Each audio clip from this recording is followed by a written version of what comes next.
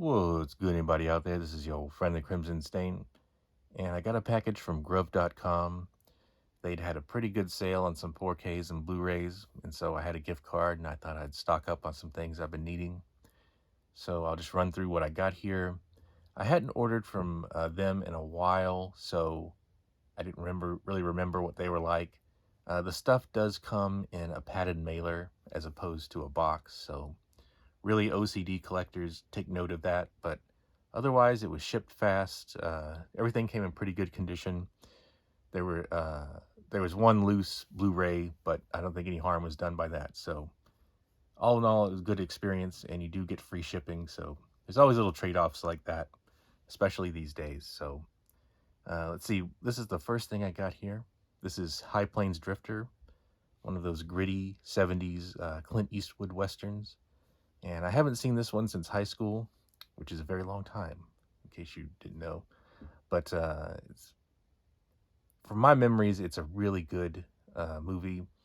One I've been wanting to put back in the collection. And this one, along with Outlaw Josie Wales, was kind of my introduction to Clint Eastwood and westerns in general. So be glad to rewatch this one. This one has a kind of mystical bent to it, and as noted scholar James LaFawn points out, it's his speculation that this would have been Robert E. Howard's favorite Western. So that's pretty high praise indeed. So this one will be a really good rewatch, I think. Next up, we've got The Last Samurai here from 2003. It might not be the most historically accurate film of all time, but it is pretty epic and has that great martial spirit to it.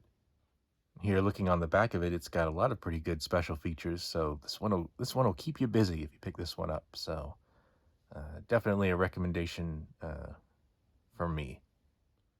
Here's another movie I haven't seen in forever. This is The Deer Hunter, and I've got a lot of Vietnam movies, Michael Cimino movies. So it's insane that I don't already have this in my collection.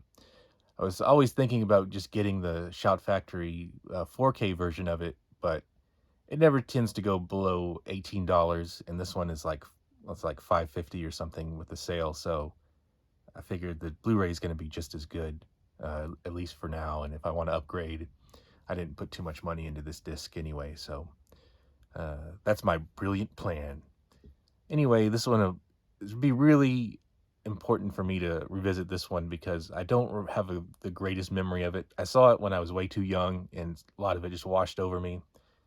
So revisiting it now will be the best time to do so. And there's been a lot, I've randomly, just not even trying to, I've heard a lot of people discussing this one online, and there's a lot of mixed opinions about it.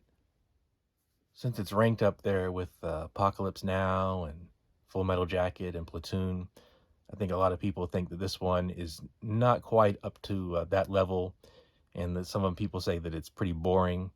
So it'll be good to rewatch it and make the determination for myself. I just can't remember it. Like I say, I was just didn't watch it at the right time. So this one has a few bonus features, so we'll see. But it'll be good to have in the collection regardless. All right, next up we've got real basic collecting hours here. This is the new Dune Part 1 on 4K. I think pretty much a lot of people are going to be having this disc, so there's not much for me to say about it, but here's what it looks like. You get a nice slipcover. Here's the back of it. And like I say, there's a million videos about Dune right now. I don't need to take any more of your time with my tepid basic takes on it. So anyway, this is what it looks like. There you go. Next up, we've got Topaz on 4K. And this isn't one of the most celebrated Hitchcock movies, of course, but it is a new 4K transfer, and it'll be my first time seeing this. I did want to get it. It's part of the third Alfred Hitchcock 4K box set collection, and I've got the first two already, but I decided that I wasn't going to buy those box sets anymore just because I hate the packaging. The packaging looks good, but the discs slide in and out in a really tight little cardboard sleeve, and I just hated that. I just can't abide that. That's my crazy collector problem that I have with it. So They release these individually as well. I think the individual releases look a lot better on the shelf and everything, so I'm just gonna buy them this way from now on. And they're gonna do stuff like that, and they should at least give you a little envelope that slides in and out with a disc in the case. So it's something that can't be too expensive to do, but they just don't do it. They don't understand. I don't know why they do that. So anyway, that's the official Gravelax stance on this important matter, and this is what the back looks like. So it's like a spy thriller, I guess.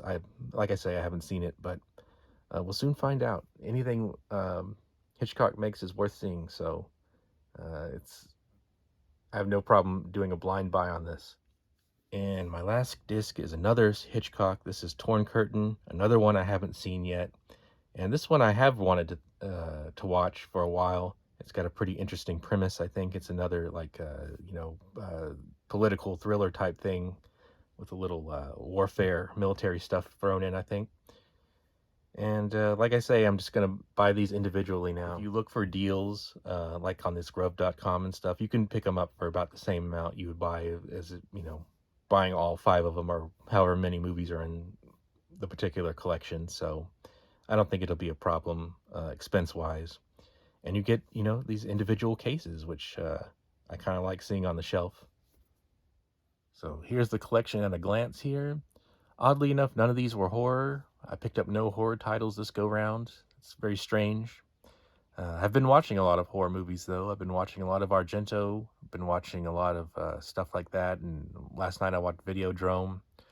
I'm getting prepared to do a podcast on urban legend, so still watching as much horror as ever, but I guess it's good to have some other stuff in reserve to go through. A good palate cleanser, give you a little different perspective. So anyway, check out Grove.com. I could say I had a good experience with them, so they usually have pretty good sales. And anyway, I'll check you out next time.